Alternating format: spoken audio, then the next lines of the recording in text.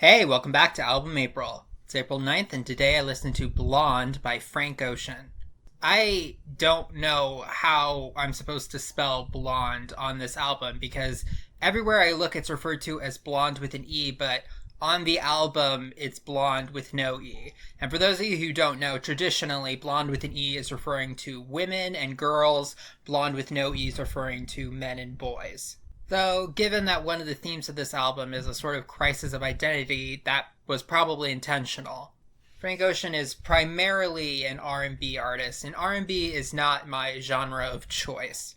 In general, I vastly prefer some of the genres that were derived from R&B, like rock and hip-hop, as opposed to straight-up R&B.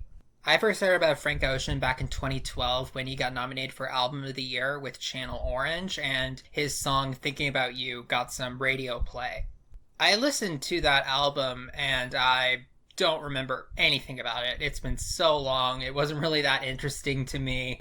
I don't remember disliking it, but I also don't remember anything else about it.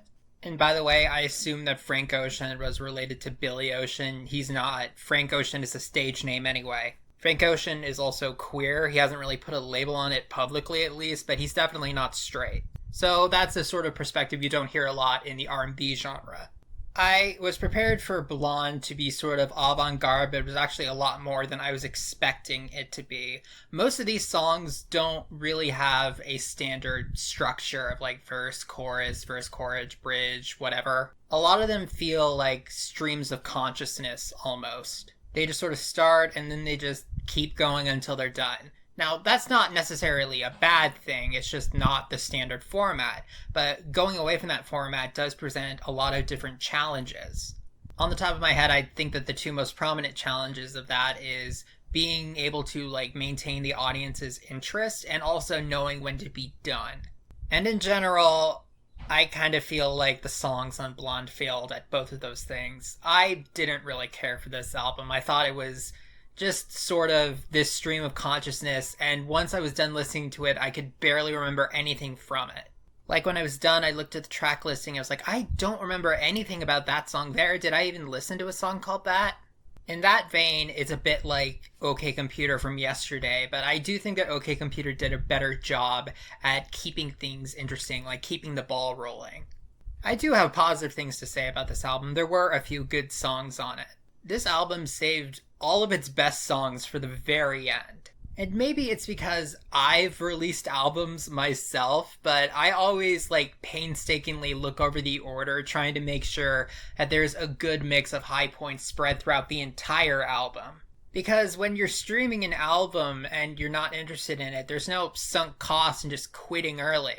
But anyway, I think that the last 4 songs in Blonde were among the strongest. And when I say the last 4, I'm not including the hidden track interviews at the very end. I think it's pushing it to even qualify that as a song, but the last 4 tracks are all pretty solid.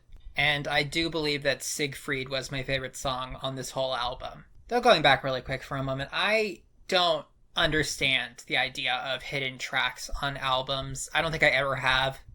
Why make the last song on the album 8 minutes or longer if you're just going to have another song at the end of it after 40 seconds of dead air? You could have it as its own track, have it on a bonus version of the album, or just not include it. All 3 of those seem like better options to me. Why do we have to be sneaky? But that's something a bit more general. It's not like Frank Ocean invented hidden tracks. Overall, this album was not for me. I can respect it at points, and again, I do think that Siegfried was a very solid song, but overall, it's not my cup of tea.